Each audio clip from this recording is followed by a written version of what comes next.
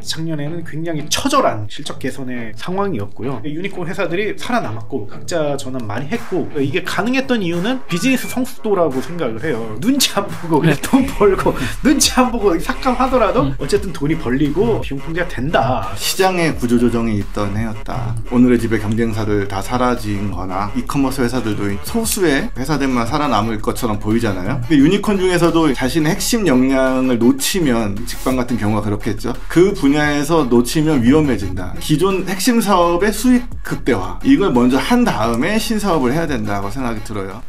네, 안녕하세요. 티타임 종재 기자입니다. 예, 안녕하세요. 월 13,900원 아웃스탠딩 최용식입니다. 네, 안녕하세요. 바이라인 네트워크 심재석입니다.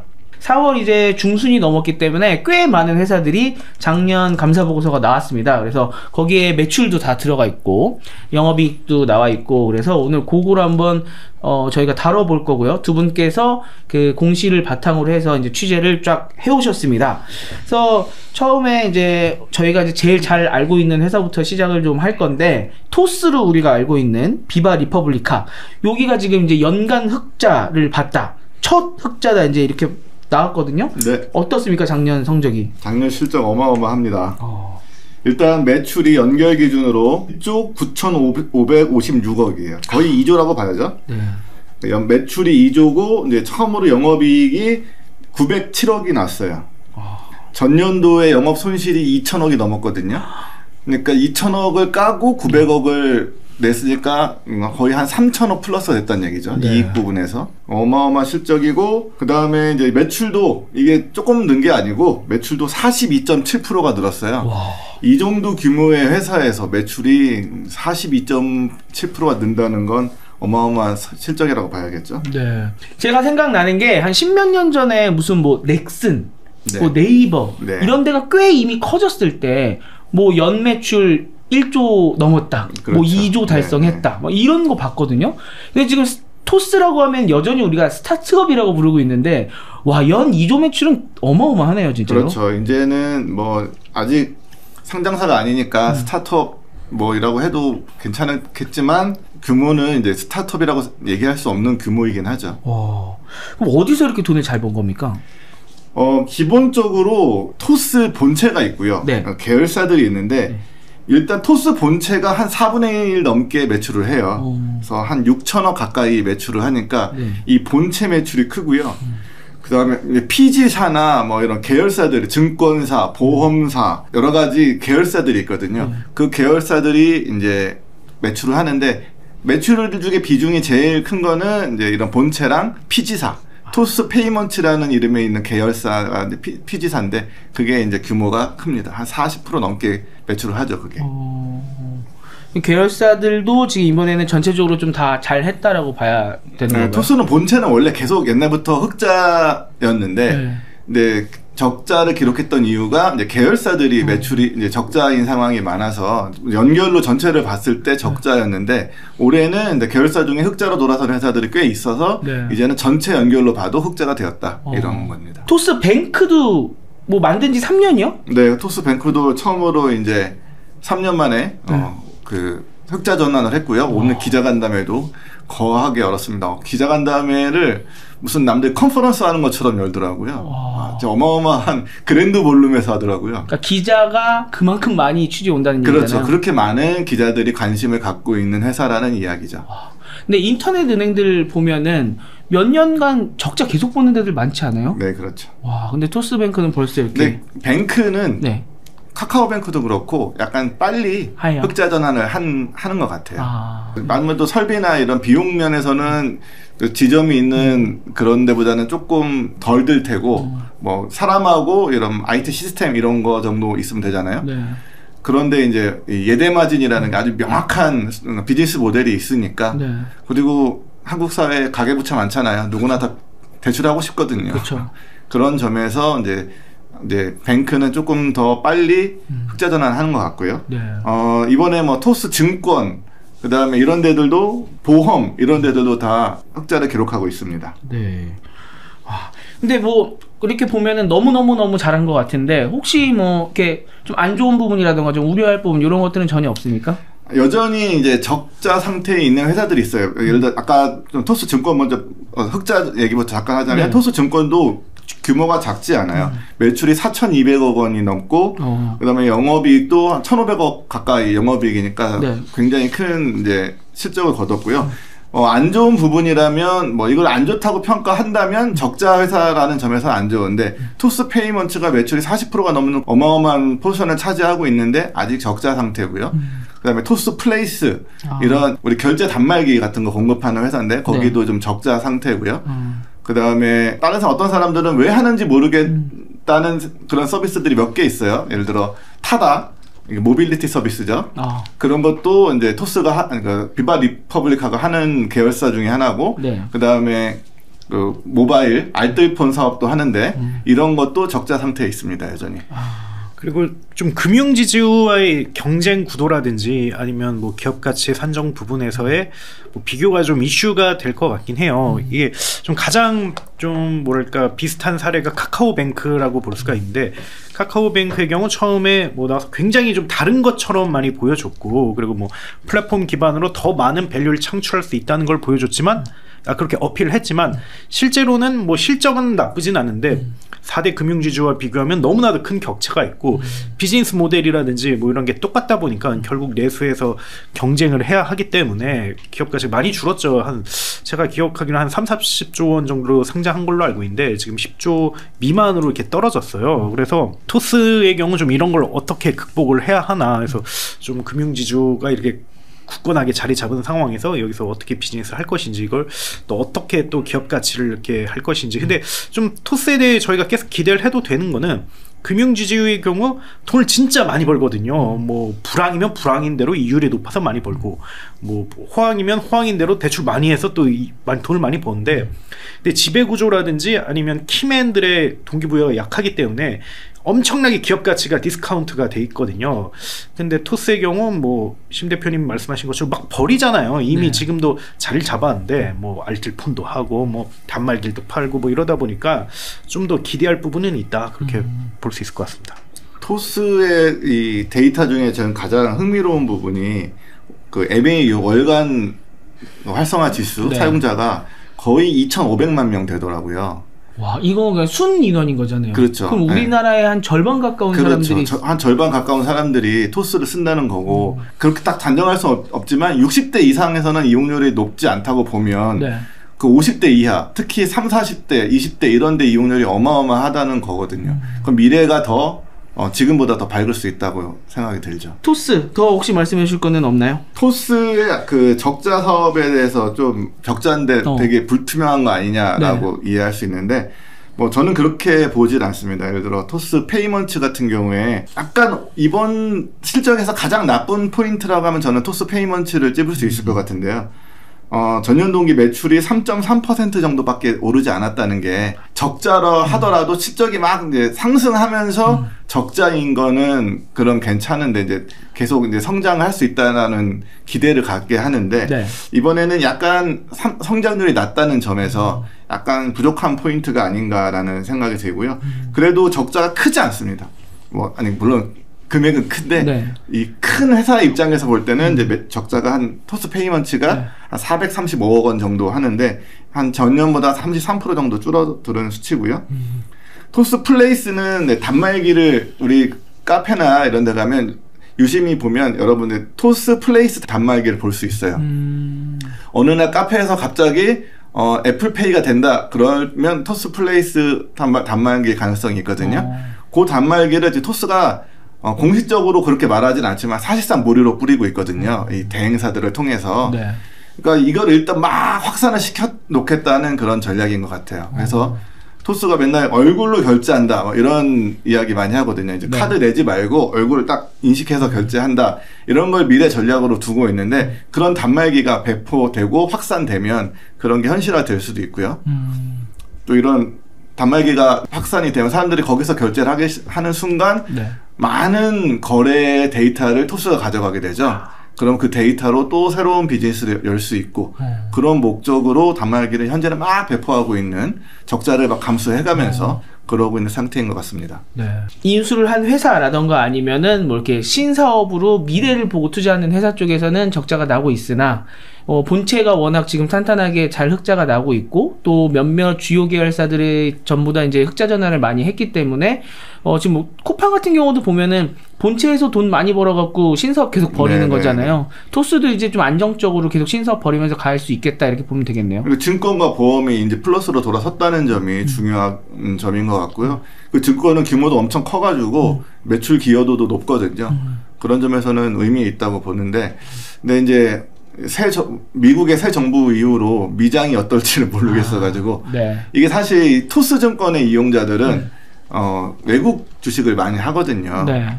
우리나라 전체 그 증권사 중에 외국 주식 많이 하는 순위로 토스가 아마 선수증권이 한 3위 정도 될 겁니다. 이게 수십 년 된 그 수많은 증권사들이 있음에도 불구하고 그렇게 빠르게 올라갔다는 건 미장 전문 그 투자자들이 토스증권 같은 앱을 많이 쓴다는 거거든요. 네. 그런 점에서 이제 작년에는 좋았잖아요. 근데 올해는 미장이 어떨지 그건 좀 봐야 될 것 같습니다. 서학개미들이 좀 많이 쓰시는 그렇죠. 앱이라고 보면 되겠네요. 그러니까 왜 미국에서도 예전에 로빈후드 앱이 굉장히 간단하게 UI를 만들어갖고 젊은 사람들이 많이 쓰는 증권 앱이 있었잖아요. 네, 토스 같은 경우도 보면은 굉장히 UI가 간단하기 때문에 편리하기는 한데 또 정말 전문적으로 하시는 분들은 좀 불편할 수 있는 그런 UI잖아요. 젊고 그다음에 뭐 돈을 크게 굴리는 게 아니라 그렇죠. 나 이거 한번 투자해볼래 이렇게 하시는 좀 서학개미들, 좀 젊은 서학개미들 이런 분들 위주로 많이 하고 있겠네요. 정리하면 토스의 비즈니스는 B2C는 다 좋아요. B2B가 별로 안 좋죠. 네. 근데 B2B는 지금은 미래를 뭐 투자하는 단계라고 이해할 수 있습니다. 기존에 한 10년, 20년 동안 네이버가 그러지 않았습니까? B2C는 그렇죠. 좋고 B2B는 약하다라는 평가가. 네이버 B2B가 이제 생긴 지 얼마 안 됐으니까. 네. 그러면 토스 이야기는 한번 쭉 해봤고 또 우리에게 굉장히 익숙한 회사 있죠. 당근마켓. 이 회사 이름은 여전히 당근마켓이더라고요. 그렇죠. 네, 서비스 이름이 당근으로 바뀐 거고, 그래서 회사로 따지면 당근마켓이 연결 기준으로는 또 여기도 첫 흑자를 기록했다고 합니다. 확실히 좀 허리띠를 졸라맨 건지 이 회사들이 다들 잘 나가는 유니콘들이 올해 다 첫 흑자 이런 기사들을 많이 보는데, 물론 이제 별도 기준으로는 2년 연속 흑자기도 하고요. 근데 예전에 저희가 당근에 관해서 다뤘을 때도 당근은 잘 될 회사다. 잘 될 일만 남았다. 이랬었잖아요. 그런 기준에서 봤을 때 좀 작년 성적표가 어떻습니까? 일단은 소기의 성과를 거뒀다. 근데 작년보다는 좀 임팩트가 조금 약하다. 이렇게 생각을 합니다. 연결 기준으로 매출 1,800억 원 정도 거뒀고 영업이익 25억 이렇게 냈는데 매출은 50% 정도 성장했으니까 고성장을 이뤘다고 볼 수가 있죠. 그리고 손익구조는 BEP를 넘었으니까 좀 의미가 있다. 그래서 그 자체로는 좀 상당히 잘했다라고 볼 수가 있는데, 근데 다만 좀 아쉬운 점은 현재 매출이라든지 이런 게 좀 기업 가치를 견인할 만큼 좀 파워풀하냐, 그건 좀 약한 것 같아요. 그러니까 예를 들면 뭐 토스의 경우 거의 2조 정도 매출을 했으니까 10조 정도 기업 가치를 봤을 때 PSR 5배 정도니까 요즘 뭐 PSR 거의 안 쓰이긴 합니다만 못하진 않겠다 뭐 이런 생각이 드는데 1,800억 원으로 3조 원의 기업 가치를 바치기에는 사실 좀 약하다. PER로서는 아직까지 뭐 얘기도 할 수 없는 상황이고, 그렇기 때문에 좀 어느 정도 시간이 지나고, 물론 당장할 건 아니지만 좀 기업 가치에 부응하려면 좀 더 시간이 필요하다. 뭐 이런 생각이 일단 첫 번째 들었고요. 두 번째 든 생각은 비즈니스 모델이 거의 90% 훨씬 넘는 게 사실 광고로 하고 있거든요. 그래서 이것도 약간 좀 복잡하더라고요. 첫 번째로 생각드는 거는 뭐 광고 비즈니스에 대해서 첫 번째로 드는 생각은 그래도 하나의 비즈니스 모델이 되게 파워풀하게 확장해 나가고 있다라는 생각도 들 수 있지만 3조짜리 기업을 이렇게 견인하기에는 비즈니스 모델이 하나인 게 좀 맞나? 물론 초기 기업이나 중기 기업은 뭐 그럴 수 있다고 생각을 하는데, 뭐 토스처럼 너무 다양한 걸 하는 거는 뭐 굉장히 이견이 분분하겠지만 그건 좀 아닐 수 있다, 그렇게 생각을 해서 그래서 뭐 결론을 내자면 잘했다. 하지만 작년이라든지 아니면 기업 가치를 좀 생각해 보면 아주 파워풀하진 않았다. 이렇게 저는 생각을 했습니다. 스타트업이 잘 나가고 유니콘이 막 성장하고 투자를 많이 받을 때는 워낙 미래 가치를 땡겨서 갖고 오는 거니까 이게 기업 가치 산정이 굉장히 고평가됐었다가 요새는 많이 내려왔잖아요, 다들. 그래서 어느 정도 현실화 됐다고 생각을 하는데도 지금 당근이 3조를 바치려면 매출이 확실히 확 늘어야 된다라고 그렇죠. 이제 좀 봐야 되겠네요. 예, 그래서 3년 전에도 그때 긁지 않는 복권이라 뭐 이런 얘기를 많이 했어요. 이거 모른다. 정말 뭐 이게 뭐 1억 뭐 엄청난 그런 상금이 나올 수도 있고 모르는 건데 3년이라는 시간이 지났잖아요. 근데 지금 정도면 뭔가 좀 확실하게 뭔가 딱 있어야 되는데 근데 광고로 1,800억 벌었다. 뭐 그리고 약간 이익 냈다. 3년이 지났는데 이거면 정말 잘했다고 볼 수 있는가? 뭐 이거는 좀 시선이 갈릴 수 있다. 그렇게 생각을 합니다. 당근이 돈 벌자고 맘먹으면 이보다 훨씬 더 벌 수 있다고 생각을 들어요. 지금은 당근은 광고를 붙이고 있는데 미미하게 붙이고 있거든요. 지금 거기 당근에서 일어나고 있는 수많은 비즈니스들이 있어요. 뭐 알바도 다 거기서 구하고 이삿짐 센터도 거기서 구하고 그 모든 거의 그냥 소소한 광고 비즈니스로만 이 실적이 나오는 거고 진짜 여기서 돈 벌어야지 맘먹고 막 거래마다 다 그 수수료 받고 이렇게 시작하면 완전 다른 비즈니스가 되겠죠. 근데 이제 지금 당근은 그렇게 빨대를 꽂을 시기가 아니라고 판단을 하고 이제 플랫폼 파워를 더 늘려야겠다고 생각하고 있는 단계가 아닌가 싶습니다.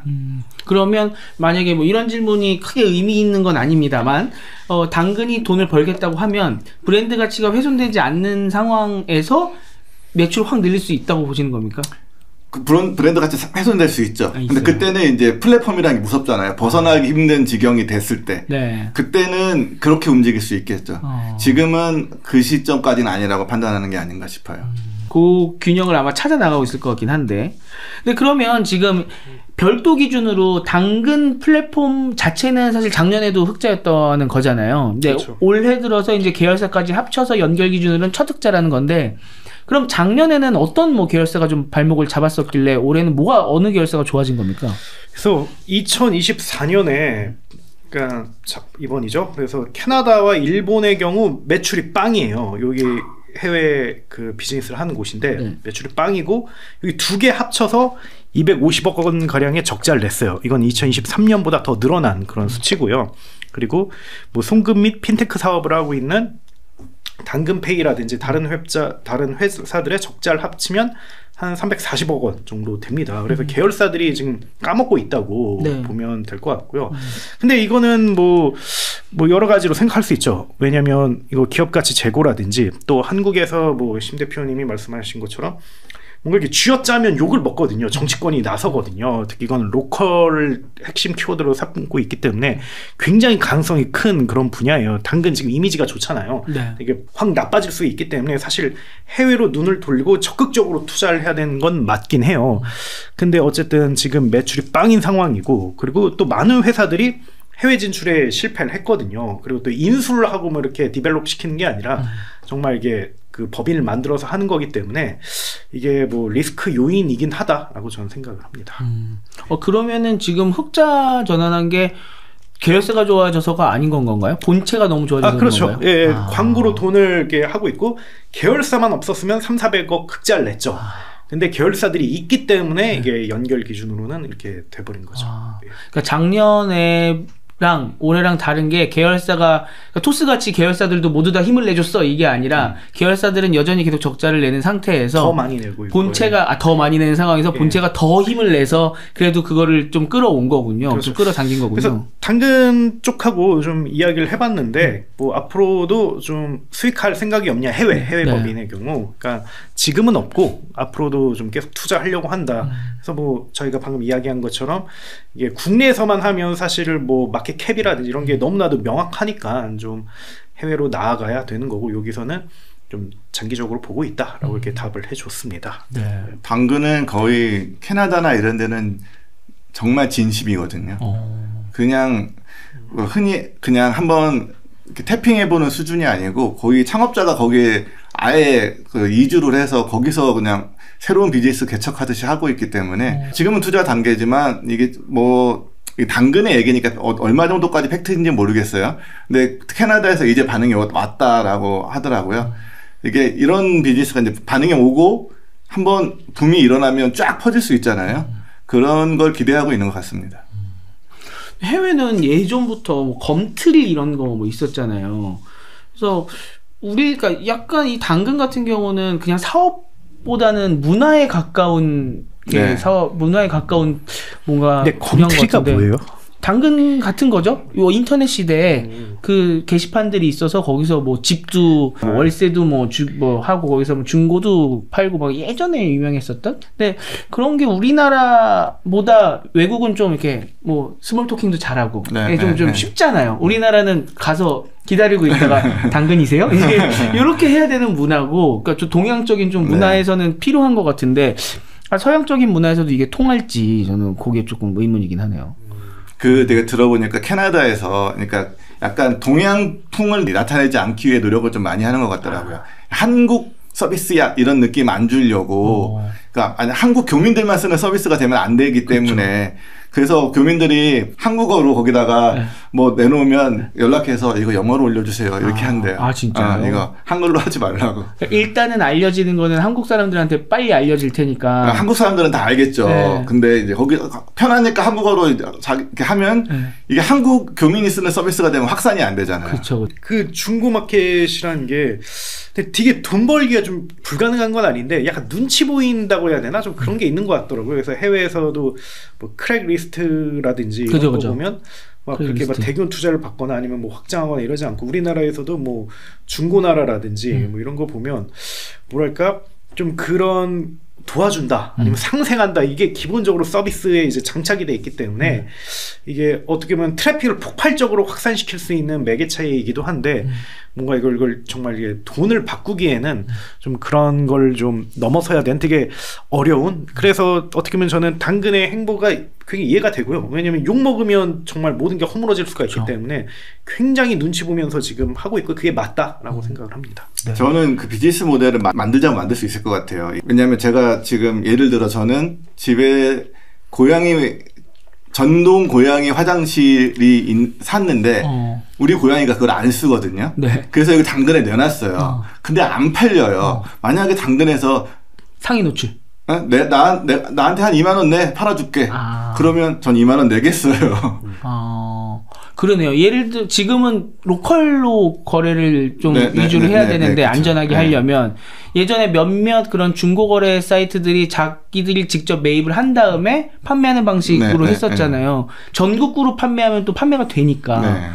그러네요. 그런 것도 뭔가 방법은 있을 것이다. 돈 벌 수 있는 방법은. 네, 이제 투자를 그런 걸 하려면 좀 투자를 많이 해야 되니까 이제 상황 봐가면서. 지금은 당장 그걸로 돈 벌 계획은 아닌 것 같고 지금 중고거래는 그냥 말 그대로 그냥 내부에서 그냥 이용자들끼리 편하게 거래하세요. 뭐 너무 나쁜 물건은 하지 마세요. 이 정도 수준이잖아요. 거기서 크게 돈 벌겠다는 의지가 없거든요. 그런 면에서 그렇습니다. 서비스 성장세를 한번 체크해봤어요. 그래서 모바일 인덱스라는 뭐 제가 자주 활용하는 그 트래픽 리서치 기관으로부터 자료를 받아가지고 봤는데 그 사실은 이게 비즈니스 특히 온라인 비즈니스는 시간이 지나면 결국 트래픽에 수렴을 하거든요. 물론 여기서 뭐 더 많이 빨아들일 수도 있고 뭐 그렇긴 하지만 전반적으로는 이제 그걸 기반으로 이렇게 봐야 되긴 하는데 근데 트래픽이 좀 지금 많이 이렇게 성숙화된 그런 상황이긴 하더라고요. 그래서 보니까 그 2년간 MAU가 1,700만 명에서 1,800만 명으로 좀 늘긴 했는데 확 늘진 않았고 그리고 또 전체 이용 시간과 1인당 평균 이용 시간도 보니까 한 10에서 20% 정도 좀 늘어나는 그런 수준이더라고요. 그래서 이게 물론 자체 트래픽 그런 거에 비하면 틀릴 수가 있고 근데 사실 굉장히 방대한 트래픽은 사실 어느 정도 맞을 가능성이 더 높긴 합니다. 왜냐면 표본이 더 많기 때문에. 그래서 로컬의 한계를 좀 느끼고 있지 않나 뭐 그런 생각을 합니다. 그래서 좀 그게 어떻게 보면 좀 해외 진출을 적극적으로 하려고 하는 그런 동기가 아닐까 그렇게 좀 생각을 해봤습니다. 아무래도 수익화를 다각화한다든지 막 어떻게든 더 쥐어짜는 거는 반발이 굉장히 크고 또 배달의 민족이라든지 이런 회사들이 굉장히 위험하다는 걸 보여줬잖아요. 아마 창업자도 엄청난 스트레스를 받을 수밖에 없고 그래서 지금 아무래도 더 해외로 더 나아가지 않을까 그런 생각을 해봤습니다. 그렇죠. 이게 1,700만 이미 MAU가 된다는 거는 아까는 토스 앱은 한 절반, 우리나라 인구의 절반 가까이 되는 한 40몇 프로 되는 거고 1,700만이면 한 3분의 1은 쓰시는 그렇죠. 거잖아요. 여기서 더 늘리는 게 쉽지는 않은 상황인데 토스처럼 토스는 정말 돈 엄청 부어가면서 퍼부어가면서 뭐 마케팅도 많이 하고 이벤트도 많이 하고 그랬었는데 당근은 좀 그런 스타일은 또 아니잖아요. 그렇죠. 예, 그러면은 이게 지금 풀어가려고 하는 방향이 당근은 좀 해외 위주로 하려고 한다고 말씀을 해주셨습니다. 그래서 지금 우리가 잘 알고 있는 토스랑 당근에 대해서 한번 정리를 해봤고요. 이어서 이제 야놀자를 한번 좀 볼 텐데 야놀자가 굉장히 신기합니다. 이 최대 실적을 기록을 했다고 하고 매출도 엄청 늘어났다고 하거든요. 근데 본업의 경쟁사인 여기어때를 좀 보니까 거기는 그렇게 좋진 않더라고요. 물론 나쁘진 않은데 지금 여행 쪽이 막 그렇게 막 최고로 좋고 이런 건 아니거든요. 특히 국내는 지금 국내 여행은 많이 어렵다고 하는데 그 상황에서 야놀자가 어떻게 이렇게 최대 실적을 기록할 수 있었는지 그것 좀 한번 여쭤보겠습니다. 야놀자는 기본적으로 여행 부문이 있고 그 다음에 이제 솔루션 부분이 있거든요. 근데 둘 다 좋았어요. 둘 다 좋았고 그래서 매출을 9,245억 원, 그 다음에 영업이익이 492억 원, 한 500억 되죠. 근데 이것보다 훨씬 이제 실제로는 더 큰 것 같아요. 1,000억 이상 영업이익이 나와야 되는데 뭐 TMF 사태나 이런 걸로 이제 깎여가지고 이런 실적이 나온 것 같고 실제로는 꽤 영업이익도 한 10% 가까이 되는 영업이익률을 기록할 수 있다고 생각이 듭니다. 와. 조정 에비타가 1,147억 원이니까요.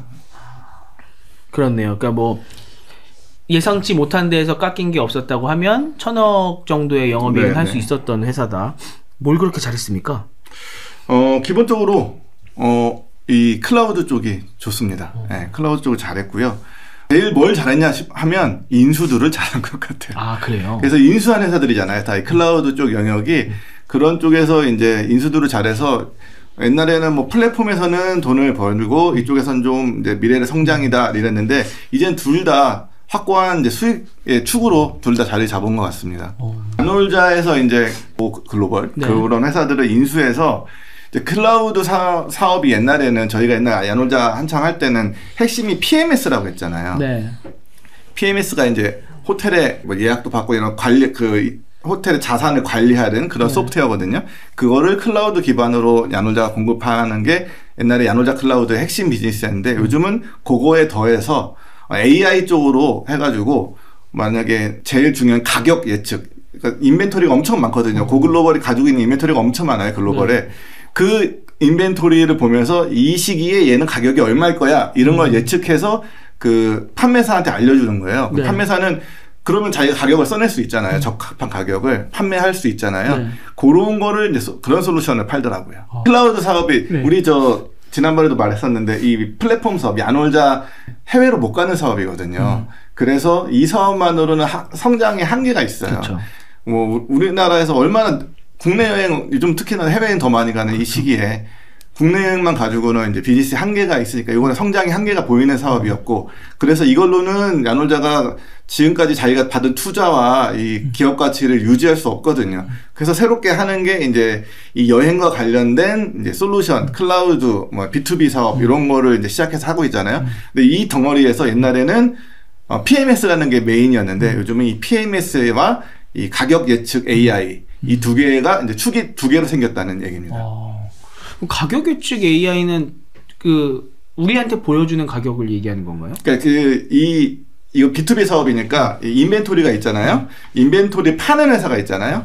이 인벤토리를 갖고 있는 그 정보를 그 고글로벌 트래블에서 갖고 있었던 거고 여기 파는 회사들 수많은 그 OTT 회사들도 있고 각각 호텔들도 각각 팔잖아요. 그들이 다 가격을 책정해야 되거든요. 또 얼마나 책정할지 모르겠는 거잖아요. 그래서 남들보다 비싸게 올려놓으면 안 팔리는 거고 남들 싸게 내면 나만 손해보는 거고 적정 가격 같은 거를 예측해서 알려주는 거죠. 그럼 우리 뭐 호텔이라고 하면 우리 호텔의 수준에 월요일에 그냥 연휴도 아닐 때 이때는 우리가 얼마에 내야 팔릴 수 있고 그다음에 뭐 크리스마스다 이럴 때는 우리가 한 30% 올릴까? 50% 올릴까? 이거를 최적으로 그렇죠. 딱 예측해줘서 올린다. 그러면서 이제 거래가 일어날 때마다 돈을 받는 모델입니다. 그런 게 써보신 분들이 굉장히 효과적이니까 계속 쓰는 거겠네요. 그렇지 이게. 않을까 싶은데요. 뭐 저는 써본 적이 없어서. 그렇죠. B2B니까. 네. OTA든 이제 그쪽에서 많이 쓰고 있다는 거고, 그게 네. 이제 효과적이라고 보고 있는 건가 보군요. 네, 비즈니스 모델, 그 축의 비즈니스 모델도 다른데요.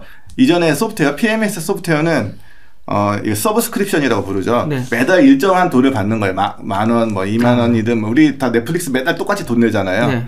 근데 10,000원, 20,000원이든 뭐 100만 원이든 가격은 제가 잘 모르지만 그거를 이제 호텔한테 계속 받는 거예요. 그러니까 이거는 비즈니스가 신규 고객을 계속 하면 계속 올라가죠. 근데 신규 고객이 계속 안 늘어나면 계속 그 금액이죠. 그쵸. 이거는. 그쵸. 근데 이제 이쪽은 트랜잭션 당이라고 거래가 일어날 때마다 돈을 받아요. 그러니까 예측을 잘해서 거래가 잘 일어나면 구매자가 많으면 그러면 돈을 더 많이 버는 거죠. 그러니까 이게 예측이 잘 될수록 더 많은 돈을 벌 수 있는 거죠. 그러니까 예전에 배민이나 이런 데도 그 돈을 원래는 소상공인한테 받았잖아요. 음식점한테 광고료나 이런 네, 걸로. 그렇죠. 네. 그랬을 때는 배민이나 이런 데서도 올릴 수 있는 수익이 더 이상 못 올릴 수 있는 게 있는데, 이거를 거래당 이용자가 거래를 일으킬 때마다 받아버리면 그렇죠. 네. 그 돈에서 수수료로 떼가게 되면은 그렇죠. 무한정으로 여행이 많이 일어나면은 일어날수록, 거래가 일어나면 일어날수록 수수료가 늘어나는 거네요. 그렇죠. 네. 그러다 보니까 이게 매출이 급증을 했군요. 실제로 글로벌에서도 그럼 잘 좀 되고 있습니까? 야놀자 측 설명에 따르면 이 클라우드 쪽 이 매출의 90%가 해외라고 합니다. 그러니까 한국에서는 사실 아까 그 적자인 게 의미가 없는 게 한국은 너무 작은 포지션이라는 거죠. 그래서 그런 거군요.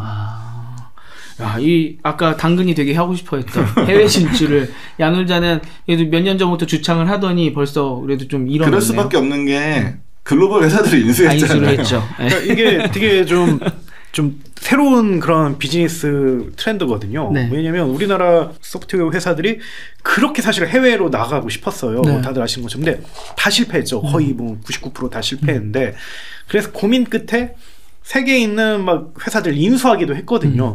근데 그것도 다 실패했어요. 이렇게 딱 인수하면 핵심 인재들 다 나가고 기업 가치가 쭉쭉쭉쭉 떨어지고 결국 몇 년 지나면 중국 법인 폐쇄 뭐 이런 뉴스 나오고 그랬거든요. 근데 야놀자가 여기서 좀 혁신적으로 어떻게 보면 관리를 할 수 있다라는 걸 보여준 거죠. 그래서 이와 관련해서 얼마 전에 김종윤 CSO님을 만났어요. 네. 만나서 이에 대해서 얘기를 했는데, 제가 물어봤죠. 이게 어떻게 가능하냐. 이게 해외 기업을 인수를 하고 그걸 잘 키워내는 게, 그래서 매출이 어떻게 보면 그 20몇 %까지 됐잖아요. 해외 매출. 이게 굉장히 놀라운 건데, 어떻게 보면 뭐 당근마켓이라든지 뭐 이런 데처럼 해외에서 이렇게 하는 것보다는 이게 훨씬 더 현실적이고 네. 되게 놀랍다는 거죠. 그렇죠. 그러니까 이야기를 한 게, 일단은 잘 관리해야 된다. 일단 제일 중요한 게 그 핵심 멤버들이 3년 안에 나가면 안 된다. 이게 제일 중요하대요. 그러면 3년 안에만 붙어 있으면 이들이 가진 히스토리라든지 그리고 그런 비즈니스 인프라가 그대로 유지가 되면서 그 회사가 어쨌든 전망이 있으니까 인수한 거잖아요. 그러면 이제 매출이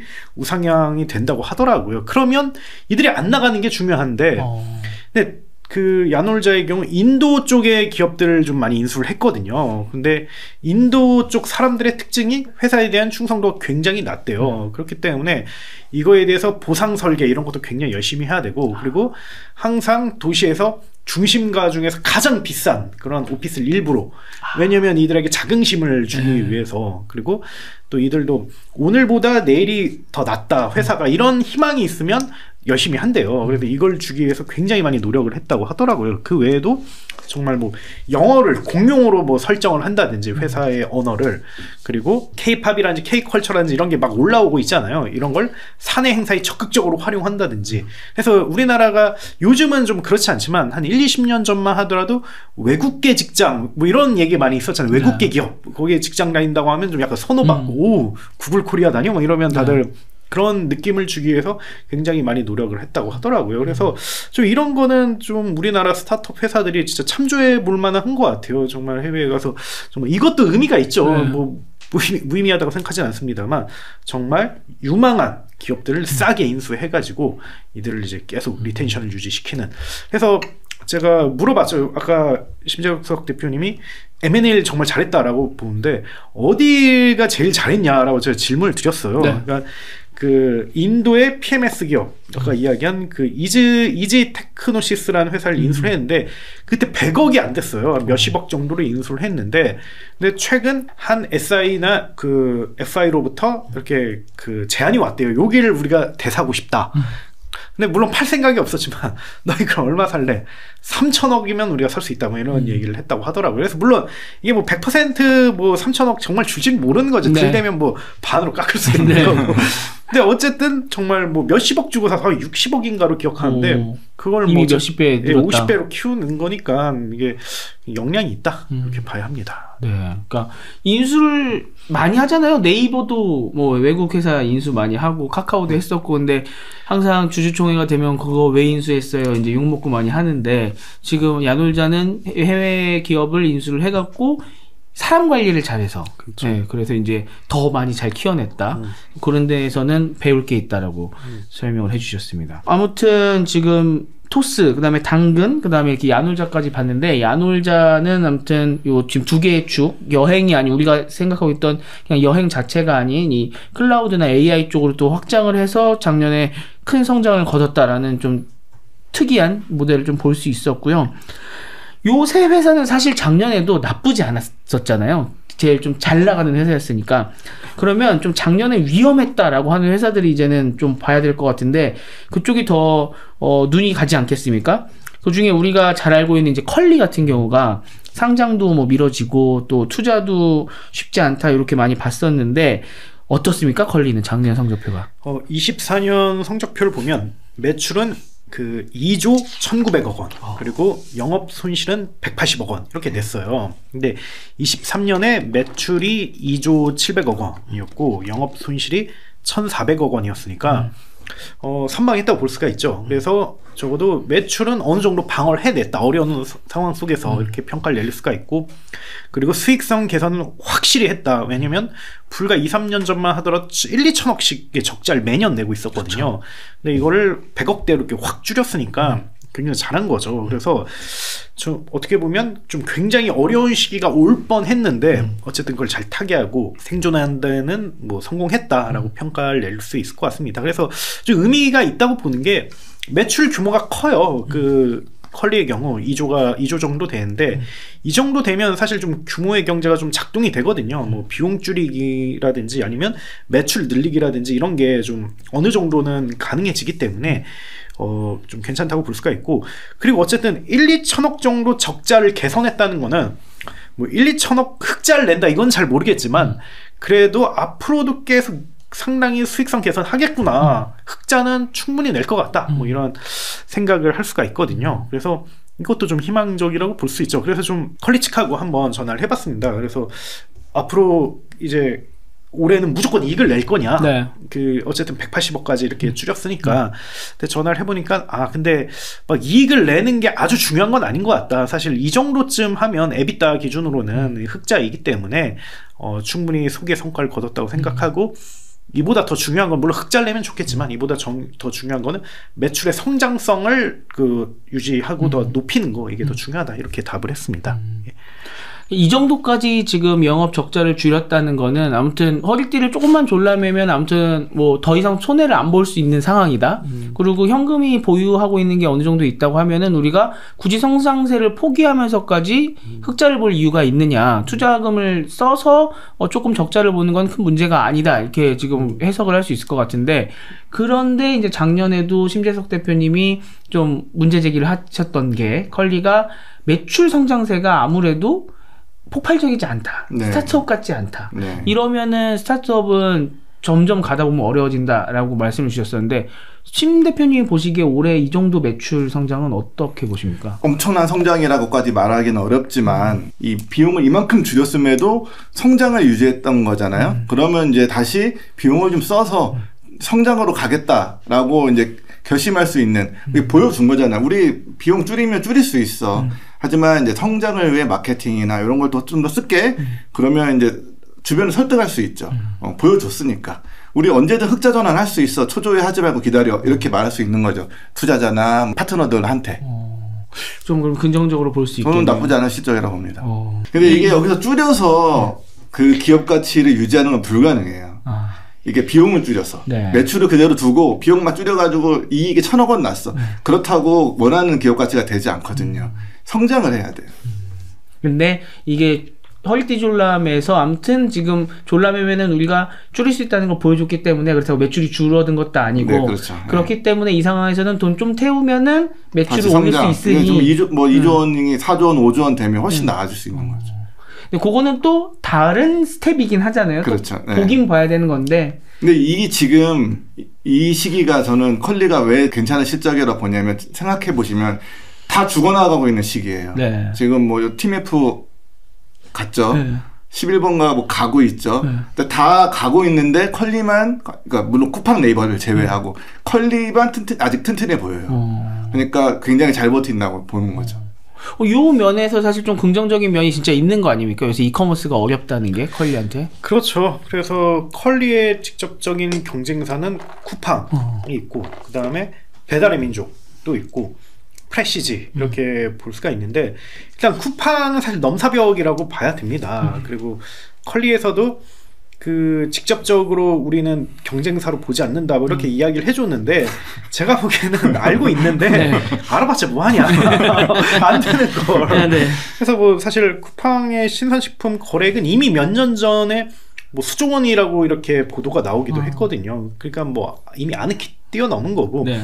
일단 논외로 치는 거죠. 네. 거기는 그냥 넘버원 네. 거고 나머지 플레이어들이랑 싸워야 되는데 일단은 배달의 민족이 좀 많이 약세에 지금 빠졌거든요. 이익은 많이 내고 있는데 그 모회사가 이렇게 어떻게 보면 이게 자회사를 쥐어짜는 형태로 성장성을 그 훼손시키고 이익을 이렇게 수취하는 형태로 가고 있기 때문에 굉장히 좀 그 전망이 좋지 않다라고 볼 수가 있고 그리고 프레시즈를 필두로 하는 그 밀키트 회사들은 지금 거의 망해가고 있거든요. 네. 프레시즈만 하더라도 엄청난 적자를 내고 막 매출은 거의 뭐 4분의 1 막 이렇게 쪼그라들었어요. 이대로 가면 거의 뭐 희망이 없다라고 볼 정도로 안 좋은데 그래서 뭐 여기서 어떻게 보면 컬리가 2위 포지션을 잘 유지하고 그리고 컬리는 좀 차별화 포인트가 있거든요. 저희가 전 방송 때 이커머스는 앞으로 이제 차별화가 핵심인 것 같다. 뭐라도 달라 보여야 된다 이렇게 이야기했는데 네.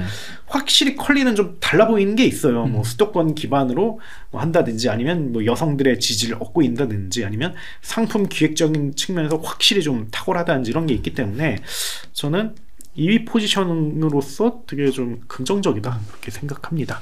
그렇죠. 이게 컬리는 비싸라는 생각들이 있잖아요. 근데 비싸라는 생각이 있는데도 불구하고 남들은 다 가격 경쟁 벌일 때 이렇게 매출을 올릴 수 있는 거는 굉장한 고급화가 이미 됐다는 거잖아요. 그렇죠. 그런 니치 마켓에서 확실히 통할 수 있는 게 있는 것 같고요.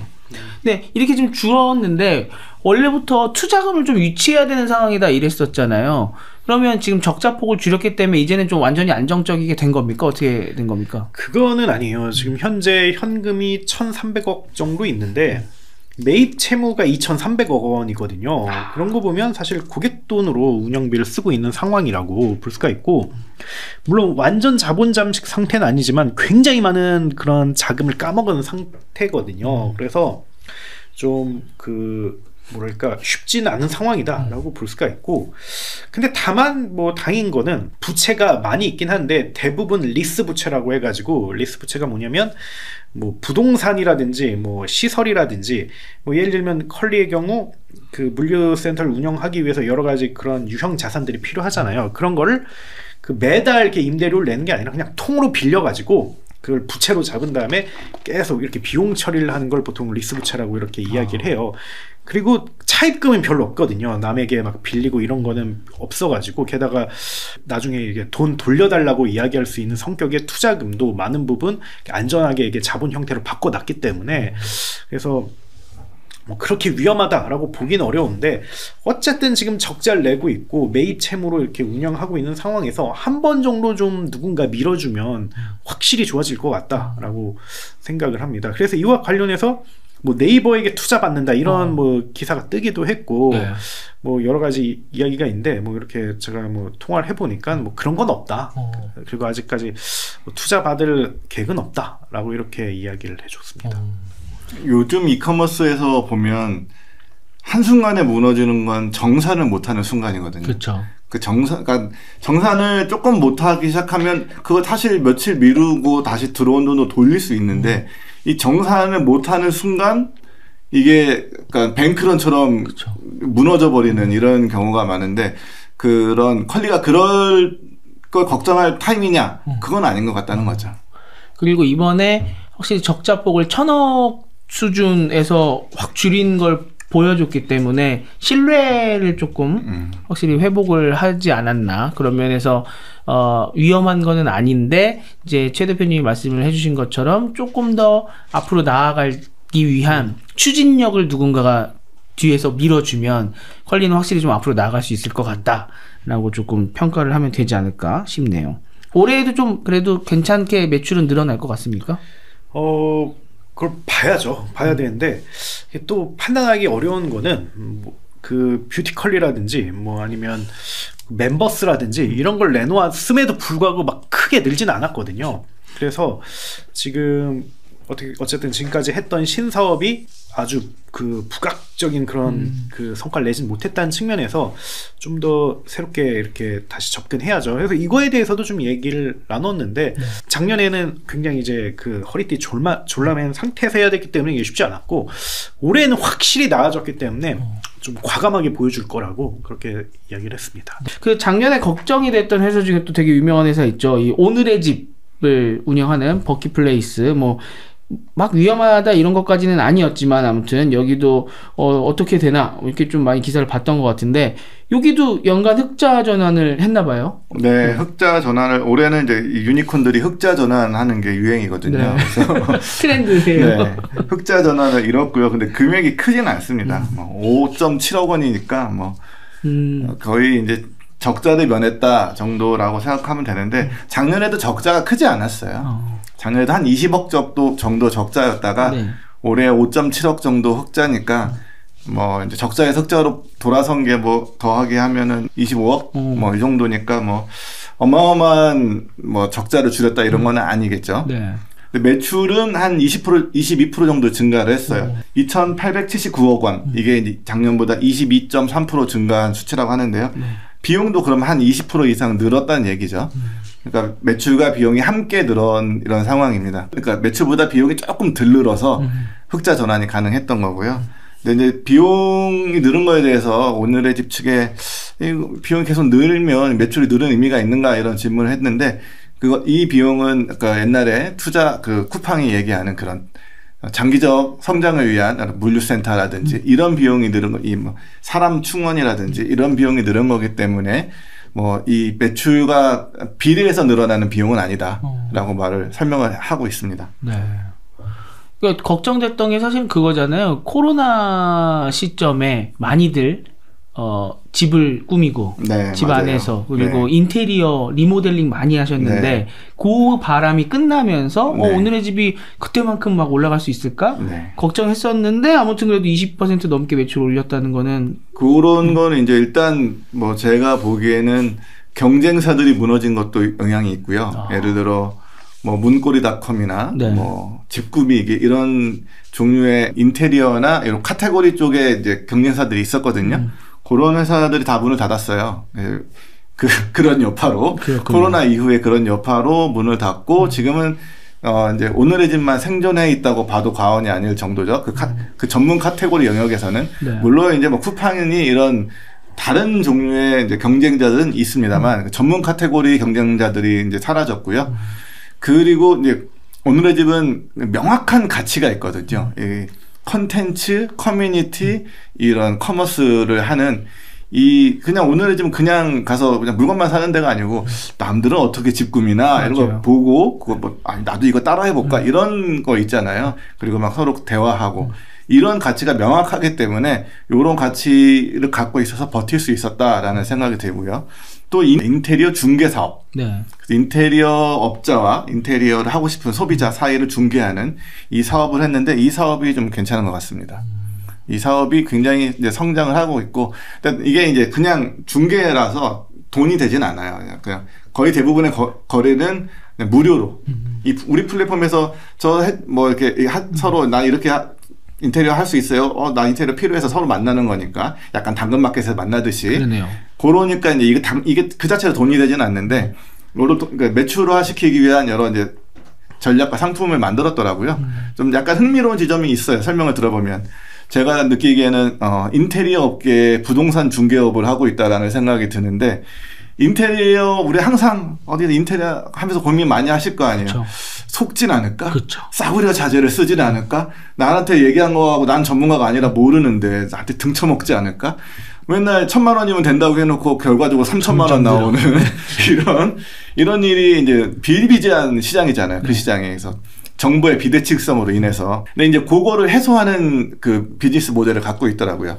이 인테리어 업체, 그러니까 약간 검증받은 인테리어 업체와 소비자들 사이에서 중개를 하면서 소비자는 못 믿으니까, 소비자는 인테리어 업자를 불신하니까 문제가 생기면 오늘의 집 내가 책임져 줄게 라는 약간 부동산이 그렇잖아요. 그쵸. 이거 사고 나면 내가 보증보험에서 까줄게 이렇게 하는 것처럼 그런 약간 보험을 들어주는, 그러니까 신뢰를 파는 그런 비즈니스를 하고, 근데 이건 이 파트너들이 정해져 있는 거죠. 이 파트너들이 이 네트워크에 들어와서 소비자들에게 이 일종의 그 부동산 중개인 같은 인테리어 중개인을, 오늘의 집이라는 중개인을 통하려면 오늘의 집에 광고를 해. 이런 비즈니스 모델을 하더라고요. 그리고 오늘의 집은 예전에 저도 많이 들어가 봤었는데 온라인계 이케아 같은 느낌이랄까요? 네, 그냥 보고 있으면 재밌고 그런 게 있었는데 여기도 그 새로운 사업들을 하면서 이렇게 좀 늘려 나가고 있군요. 네, 지금 심 대표님이 말씀해 주시는 그 말 속에서 두 가지가 재미있는 게, 일단 흑자 전환이 트렌드다, 흑자 전환이 유행이었다라는 거 하나랑, 또 하나는 그 경쟁사들이 다 죽었다라고 하는 게 좀 와닿는데, 그러면 작년에 되게 많은 유니콘들이 이렇게 흑자 전환할 수 있었던 이유는 우리가 원래부터 흑자 전환할 수 있는 저력이 있는 회사여서 맨날 의도적 적자 이런 얘기 하잖아요. 그래서 의도적 적자를 내다가 지금 세상이 하수상하니 우리가 이제는 조금 너무 투자를 많이 하지 말고 흑자를 내자 해서 바로 흑자 내는 걸 보여주었다고 평가를 해야 됩니까? 아니면은 이게 시간이 꽤 지나고 스타트업들이 어느 정도 성숙하는 와중에 많은 경쟁자들이 중간에 많이 없어지고 해서 이제 거의 원앤온리 우리만 1등이 남았기 때문에 이제는 우리가 흑자 전환이 가능하다. 뭐 세상이 이렇게 좀 받쳐준 건가? 어느 쪽이 지금 이렇게 흑자 전환 유행을 이끈 겁니까? 그거는 뭐 유동성이죠. 사실 유동성이고 뭐 네. 굳이 하자면 이제 첫 번째 좀 더 가까울 것 같은데요. 뭐 소셜 네트워크라는 영화 보면 이런 부분이 있거든요. 그래서 초창기 돈 못 버니까 CFO가 야 배너 광고 좀 박자라고 하니까 그 마크 주커버그가 그럴까 하다가 그때 숀 파커라는 랩스터 창업자가 어드바이저로 딱 나타나서 야 왜 파티를 왜 저녁에 끝내려고 해? 파티는 새벽까지 가야 되는 거야. 핫할 때는 계속 놀고 즐겨야 돼. 그래서 이건 나중에 해도 돼. 뭐 이런 얘기를 했거든요. 그러니까 뭐 돈 벌고 이런 게 가능하다는 건 누구나 다 알지만 최대한 이제 판을 키우고 그 다음에 해도 늦지 않다. 뭐 이런 이야기죠. 그래서 사실 유니콘 회사들도 뭐 어쨌든 성장성만 보여주면 뭐 재무제표가 어쨌든 투자자가 돈 들고 줄 서는 시대였으니까 뭐 그때는 이렇게 했다가 이제 딱 끊기니까 이제 파티를 이제 끝내야 될 때가 온 거죠. 새벽이 온 거죠. 그래서 이제는 붙여야 됐다라고 보는 게 가장 뭐 현실적으로 맞는 말이라고 생각을 하고요. 근데 뭐 다만 뭐 좀 앞으로 그러면 좀 어떤 모습이 나타날까라고 봤을 때 이제는 정말 이제 보여줘야 되는 거죠. 뭐 이제 그 파티는 끝났고 정말 성장성 뭐 그리고 기업 가치 증명 뭐 이런 거를 예전에는 뭐 어떻게 보면 지표만 있으면 돈 들고 서 있었는데 정말 돈이 있다는 걸, 돈 벌 수 있다는 걸 보여줘야 이제 사람들이 인정을 해주는 거거든요. 근데 지금 좀 큰 숙제라고 보는 거는 그 사람들의 시선이 굉장히 좀 냉정해졌다는 거죠. 그래서 그리고 옛날에는 그냥 그 멋있고 이쁘고 팬시하고 이런 것만으로도 사실 의미가 있었는데 지금은 뭐랄까 그 모든 게 사실 다 노출이 돼버렸잖아. 모든 것까지는 아니지만 굉장히 많은 게 노출이 돼버렸고, 그리고 지금 재무제표는 사실 어느 정도 이제 가능하거든요. 그래서 어떻게 보면 매출 빵이 더 이제 예뻐 보일 수도 있어요. 사실은 네. 모르니까 어떻게 될지. 근데 지금 그 작년에 대비 얼마 성장했고 매출 얼마, 그리고 시장 사이즈 평균 성장률이 얼마, 그럼 네가 현실적으로 성장할 수 있는 건 얼마, 뭐 이런 것까지 다 잴 수가 있거든요. 그러니까 굉장히 좀 이런 걸 그 증명해야 되고 우리는 더 잘할 수 있다라는 걸 보여준다는 측면에서 앞으로 뭐 더 그 힘들지 않을까 그렇게 생각을 합니다. 네. 그 고민이 많아지지 않을까. 고민이 많아지지 않을까. 제가 그래서 제목에 성인이 된 유니콘이라고 쓴 것도 지금까지는 계속 이제 지원 받으면서 공부하면서 이렇게 계속 이제 자기의 능력을 키워나갔던 거잖아요. 근데 갑자기 IMF가 오면서 지금 석사까지 한 사람도 있고 박사까지 한 사람도 있고 아직 학사인 회사도 있는데 갑자기 이제 세상에 딱 갑자기 이제 노출이 돼서 뭔가 내가 돈을 벌어서 혼자 자생해야 되는 그런 유니콘들이 된 것 같은데 그래도 꽤 다들 살아남은 것 같다라는. 그렇죠. 예, 뭐 그 어떻게 보면 좀 이런 생각도 들었어요. 좀 억울할 것 같기도 하다. 되게 이렇게 혹독한 환경을 강요받는 게. 근데 전 또 그렇게도 생각을 하거든요. 뭐 사실은 옛날에 단점이 굉장히 많았을 때 사람들이 장점만 봐줬잖아요. 근데 지금은 장점이 많지만 사람들이 단점을 보는 거잖아요. 그러니까 퉁쳐야죠, 그냥. 그런 건 지금이라 좀 그렇게 그렇죠. 하는 시기가 아닌가 싶기도 하고. 그 코로나 시기, 그 시기가 그냥 다 미쳤던 거예요. 네. 그게 정상적이지 않은 거고 지금이 정상적인 것 같아요. 네. 시민 대표님께서 IMF 세대 아니십니까? 제가 IMF 왔을 때 대학교 3학년이었습니다. 정말 고민이 심각했군요. 4학년들이 나가서 팽팽 노는 걸 많이 봤죠. 지금 IMF를 맞은 그런 그 대학생의 느낌. 근데 IMF 때 저 같은 경우에는 이제 IMF가 97, 98이 이럴 때가 이제 우리나라가 굉장히 어려웠을 때고요. 네. 99부터 이제 벤처 버블이 일어나면서 우리나라에서는 괜찮았거든요. 제가 99년도에 졸업을 했어요. 그래서 뭐 저는 괜찮았습니다. 네. 여기 해피엔딩으로 끝났습니다. 그래서 이 얘기는 97, 98일 때는 망했다. 다 끝났다. 이런 느낌이었는데 99년이 되니 벤처 버블이 일어나면서 또 취직도 되고 네. 다 괜찮아지더라. 그런 면에서 또 이런 이 투자나 이런 것도 지금은 IMF 97, 98일 수 있다는 얘기죠. 곧 이제 네. 오히려 기저효과를 받아서 어쩌면 내년에 99년이 될 수도 있는 거다. 네. 지금까지는 그래도 이제 잘 버텨내고 이제 99년을 맞이한 회사들에 대해서 한번 이야기를 나눠봤는데 여전히 안 좋은 회사들도 조금 있는 것 같거든요. 뭐 완전히 어렵다로 볼 수 있다는 건 아니고 아무튼 뭐 막 폭죽 터뜨릴 회사는 아닌 회사들도 좀 보이는데. 그 중에 이 회사가 좀 눈에 띄어요. 작년에 저희가 다뤘던 회사라서 올해에는 기사도 별로 안 나오더라고요. 몇 년 전에 이제 손정희 비전펀드에 2천억을 투자를 받아서 굉장히 주목을 받았던 회사죠. 리드. 여기도 성적표가 나왔던데 지금 어떻습니까, 여기는? 답이 없습니다. 그래요. 리드는 모르겠어요. 이 회사 어떡하나 싶을 정도로. 매출이 200억이고요. 영업 손실이 220억입니다. 네. 2천억을 투자받았는데 매출이 200억인 것도 문제고 네. 영업 손실이 220이 매출보다 손실이 더 커요. 잠깐만 좀 기사님 근데 비용이 220억이 아니라 손실이 영업 손실이 220억 같다고요? 네, 그렇습니다. 네. 그 매출은 그래도 3배가 늘었어요. 전에는 77억이었거든요. 네. 근데 이제 200억을 늘어서 와 그래도 3배가 늘었으니 성장을 한 거냐라고 물으면 그건 아니고요. 그냥 130억짜리 회사를 산 거예요. 매출 130억 원 이렇게 주는 회사를 산 거예요. 그러니까 투자 받아서 새로운 회사 사서 매출을 늘렸는데 그렇다고 뭐 수익성이 좋아진 것도 아니고 그냥 적자를 더한 수준.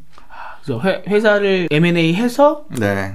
그 다음에 대표가 인수한 회사의 대표님으로 바뀌었죠. 네, 뭐 그런 것도 이슈가 됐었죠. 처음에는 이제 원래 인수를 하면 인수한 회사 대표가 유지되고 인수된 회사의 대표는 2, 3년 있다 나가고 이런 게 이제 일상적인 건데 여기는 인수된 회사의 대표가 모 회사의 대표가 됐죠.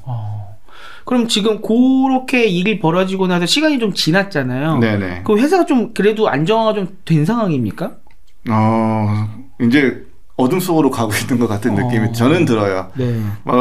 열심히 뭐 비즈니스를 하고 있겠지만 저 같은 이제 감춰진 거는 아무리 저희가 이제 미디어라고 해도 감춰진 것까지 다 볼 수는 없잖아요. 그래서 네. 노출되는 것만 보면은 비즈니스는 뭐 예를 들어 산타 토익이니 뭐 리얼 클래스는 이런 것들이 있거든요. 네.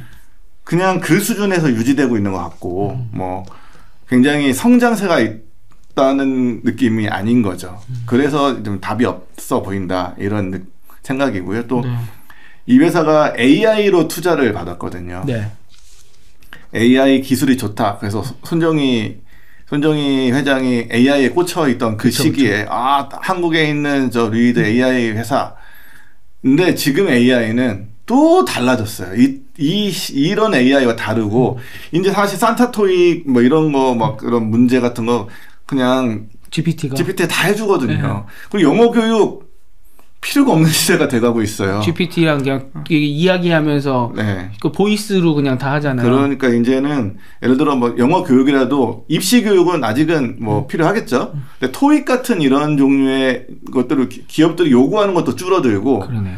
점점 시장 자체가 좀 안 좋은 시장에 있는 것 같다는 생각이 듭니다. 그러니까 리드가 갖고 있었던 장점, 그 다음에 시장의 위치가 지금 굉장히 불리한 쪽으로만 흐르고 있는. 저는 그렇다고 보고 있습니다. 그러면은 2천억을 그래도 받아서 작년에 우리가 얘기할 때까지만 해도 그래도 아직 실탄이 많이 남아있다. 무슨 새로운 사업이라도 시작하면은 할 수 있다. 돈 많다라고 했었거든요. 네. 현재는 어떻습니까? 지금도 돈은 아직 왜냐면 크게 쓰지 않았거든요. 아, 그래요? 네. 현재 보니까 유동성 자산이 한 800억, 유동성 부채가 100억밖에 없으니까 뭐 빼면 한 유동성이 한 700억 정도 유동성이 있다고 생각이 들고요. 작년에서 보니까 한 1년에 한 170억, 150억 이 정도를 이제 줄더라고요. 그러니까 이걸 계산하면 한 4년, 5년은 런웨이가 있다. 뭐 이렇게 대충 계산해 볼 수 있습니다. 네. 그러면 당장 올해 위험한 수준은 아닌 거네요. 좀 이제 지켜봐야 되겠군요. 작년까지만 해도 뭔가 적자폭은 좀 줄인 상황이죠. 네. 그래서 이제 2천억을 받은 회사라 아무래도 워낙 주목을 받았던 회사인데 이게 어떻게 될까 계속 봤었는데 지금 아무튼 이제는 한 700억 정도를 들고 있는 적자가 200억씩 나는 그냥 그 정도 회사군요. 일단은. 네. 네, 그렇습니다. 그렇군요. 새로운 방향을 찾지 않으면 쉽지 않겠네요. 지금 현재 갖고 있는 사업으로는. 그러니까 기사도 좀 봤는데 저도 계속적으로 좀 이렇게 설왕설래하는 것 같더라고요. 뭐 이런 거 한다고 했다가 또 한두 달 지나면은 전혀 다른 방향의 기사가 나오고 좀 그런 모습이 보이는 것 같습니다.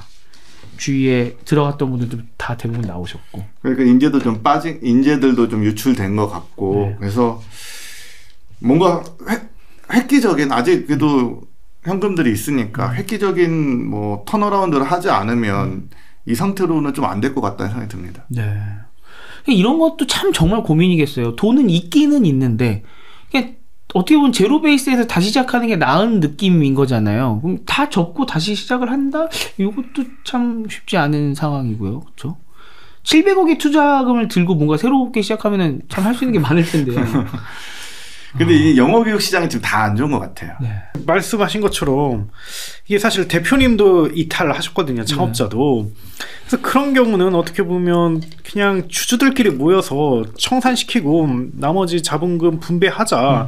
이게 어떻게 보면 더 맞을 수도 있거든요. 왜냐면 남은 돈이라도 누군가 총대를 맺고 내가 해보겠다라고 하면 하자 뭐 이렇게 할 수가 있는데 또 그것도 아닌 상황인 거잖아요. 그러다 보니까 이게 우리나라는 또 안 그렇거든요. 이게 법인 폐쇄 그 청산이나 이런 거에 너무 부정적이기 때문에 전 차라리 그렇게 하는 것도 고려해 볼 만한, 뭐 그렇게 하라는 말씀은 아니고요. 뭐 이게 또 제 말 한마디로 어떻게 거기에 있는 생계가 달려있는 그렇죠, 분들을 그렇죠. 어떻게 함부로 할 수 있겠어요. 근데 좀 만약에 정말로 뭐 그게 아니라면 좀 그런 것도 좀 해볼 수 있지 않을까 그렇게 생각을 합니다. 그렇죠. 아무튼 좀 우울한 상황이군요. 리드는 작년에 비해서 그렇게 나아진 게 없는 상황인 것 같고요. 지금 리드 정도는 아닌데 아무튼 계속적으로 지금 위기설이 돌고 있는 직방도 성적표가 나왔더라고요. 여기는 그래도 적자폭을 좀 줄인 것 같더라고요. 어떻습니까? 지금 그 유니콘 회사 중에서 좀 고전을 하고 있죠. 그래서 작년에 뭐 구조조정하기도 하고 뭐 그렇게 했는데 일단 2024년 매출을 보면 1,290억 원에서 1,000억 원으로 한 20% 감소를 했어요. 그리고 그 뭐 매출 자체도 뭐 그렇게 크지 않거니와 뭐 1,000억 정도면 크진 않은 거죠. 그러니까 기업 가치에 비해서 역성장을 했으니까 뭐 빨간불이 들어왔다라고 볼 수가 있고요. 그리고 뭐 적자를 뭐 줄였다고 하는데 단기 순손실 기준으로는 510억 원에서 350억 원으로 좀 줄인 거거든요. 그래서 뭐 좀 줄이긴 했지만 이게 뭐 대세를 바꿀 정도로 크게 줄였냐라고 봤을 때는 좀 약간 회의적이다라고 볼 수가 있고요. 근데 이게 직방의 히스토리를 보면 좀 안타깝게도 약간 꼬여 있다는 그런 생각을 받아요. 원래 여기가 전월세로 시작을 해서 굉장히 잘했죠. 이 시장을 뭐 잘 이렇게 만들어내고 비즈니스 모델도 잘 구축했는데, 그러다가 중개사분들하고 이렇게 좀 분쟁을 겪고 그리고 시장을 완전히 장악하진 못했거든요. 그러면서 눈으로 돌린 게 M&A였고, 그래서 여타 프롭테크 회사들 많이 인수했었죠. 뭐 호갱노노라든지 우주라든지 뭐 이런 뭐 부동산 시세를 보여주는 회사들이라든지, 아니면 뭐 코리빙이라고 불리는 그런 공유 숙박, 뭐 공유 뭐 시설 같은 경우를 인수를 해서 했는데, 이들이 대부분 다 매출을 많이 못 내줬어요. 그러니까 어떻게 보면 뭐 실패했다 이런 것까지는 아니지만 뭐 그렇게 도움이 되진 않았죠. 그리고 삼성 SDS에 뭐 그 IoT 사업부를 인수를 했지만 여기 매출이 빠졌거든요. 그리고 그래서 여러모로 지금 굉장히 사업 전략 측면에서 굉장히 꼬여 있고, 이게 좀 풀어내기 좀 힘들다는 점에서 좀 앞으로 전망이 좀 불투명하다, 그렇게 생각을 합니다. 러닝은 어떻습니까? 여기가 현금과 단기 투자 자산을 합치면 한 400억 정도 돼요. 그러니까 당장 현금으로 쓸 수 있는 게. 근데 여기가 350억 원 가량의 단기 순손실을 냈으니까 사실 1, 2년밖에 남지 않은 상황이죠. 근데 좀 더 자세히 재무 상태를 보면 이보다 더 안 좋거든요. 왜냐면 자본 총계가 한 1,000억 정도 되는데, 문제는 피투자사들의 지분 가치가 한 1,200억 정도 돼요. 그 말은 이게 자본이 현금으로 있는 게 아니라 이렇게 피투자사들의 지분으로 갖고 있는 거란 말이죠. 근데 피투자사들이 잘 되면 다행인데, 이들이 앞서 좀 안 좋다고 말씀을 드렸잖아요. 이들이 청산되거나 아니면 뭐 사업이 안 좋아지면 이게 굉장한 하락을 해야 되는 거예요. 그러면 여기서 드는 질문이, 그럼 현금 400억은 어디서 나온 거냐? 네. 라고 의견, 궁금함을 이렇게 표현할 수가 있는데, 대출 무려 1,200억 원을 받았어요. 대출을. 그러니까 지금 이자로만 7, 80억 원이 매년 빠져나가는 그런 상황이거든요. 그래서 자회사 관리를 잘못하면 계속해서 상각 처리해서 자본 잠식이 될 수가 있고, 그리고 이 대출금이 굉장히 큰 리스크로 지금 자리 잡고 있어서 이게 좀 여러 가지로 좀 안타까운 뭐 그런 상황이죠. 예. 그럼 뭔가 지금 막 드라마틱한 반전 같은 게 안 나오면은 현재로서는 꽤나 위험한 상황이군요. 그렇죠. 그래서 좀 직방 측하고도 좀 통화를 해봤는데, 그래도 좀 외부에서 시선은 그렇게 볼 수 있을 건 이해한다. 근데 뭐 내부는 꼭 그렇지만 않다. 작년에 우리가 혹독하게 구조조정을 해서 확실하게 손익 개선을 했고, 그리고 뭐 연 단위 통으로 보면 되게 안 좋아 보이는 것처럼 보이지만 상반기 대비 하반기가 굉장히 좋았고, 그리고 올해 1분기 굉장히 좋았다. 그래서 바로 이렇게 런웨이가 얼마 안 남은 그런 기업은 아니니까 너무 걱정 안 하셔도 된다. 그리고 올해부터 열심히 또 새로운 사업을 할 거니까 기존에 있던 스마트 홈이라든지 이런 사업 잘 하고, 우리가 과거에 했었던 뭐 부동산 비즈니스, 전월세 이런 비즈니스는 굉장히 효율화하고 있으니까 좀 기다려 달라, 이렇게 이야기를 했고, 그래서 직방이 되게 과거 혁신적이었고 되게 여러모로 되게 영감을 많이 주는 그런 회사였거든요. 맞습니다. 그래서 저는 좀 다행스러운 점은 그래도 모든 지표가 안 좋은 것처럼 보이지만, 근데 내부에서는 그래도 홍보 조직의 이제 매니저가 굉장히 열정적으로 이렇게 설명을 해준 게 저는 되게 좋았어요. 그래서 되게 그렇고, 그리고 창업자도 굉장히 안성호 대표님도 열심히 하고 있다고 하니까 반전을 좀 기대해 봐야죠. 방구하는 게 이제 핵심 비즈니스에서 좀 이탈한 것 같아요. 방구하는 데 용도로는 이제 점점 멀어지고 다른 비즈니스로 갔잖아요. 뭐 스마트홈이나 뭐 도어락 이런 거로 가는데, 오히려 이쪽은 당근에서 대체하고 있는 것 같거든요. 네. 이런 방구하는 용도. 그러니까 이제 약간 그런 경쟁을 해서 잃은 거죠. 본인이 성공한 시장에서 경쟁력을 잃은 거죠. 그 시장에서만도 예전부터 뭐 다방이랑도 싸워야 되고 뭐 한방이랑도 싸워야 되고 네이버 부동산 등등등 싸울 때가 많았는데 어디 저기 중고거래하는 회사랑도 지금 이제 싸워야 되는 그 면에서 이제 핵심 비즈니스가 쉽지가 않은 거군요. 그러니까 당근이 진짜 무섭다니까. 알바몬도 먹어치울 거고요. 맞아. 이런 식으로 해서. 배달 얘기도 나오던데요. 네, 그러니까 이제 나중에 배달까지 할지도 모릅니다. 네. 그러니까 이제 거기는 지금 당장 돈 붙일 때가 아니다. 네. 뭐 어차피 흑자 이제 전환했는데 뭐 이런 상황인 거군요. 뭐 어려운 상황에 처한 회사가 뭐 비단 두 회사는 아니겠지만 좀 제일 유명한 회사인 직방이랑 그다음에 작년에 저희가 한번 다뤄봤었던 리드 정도 여쭤봤고요. 저희가 아마 2주 후에 더 그 성적표가 나오면 아마 더 다룰 수도 있을 것 같고요. 아니면은 뭐 다른 주제를 할 수도 있지만 아마 좀 더 보도록 하겠습니다.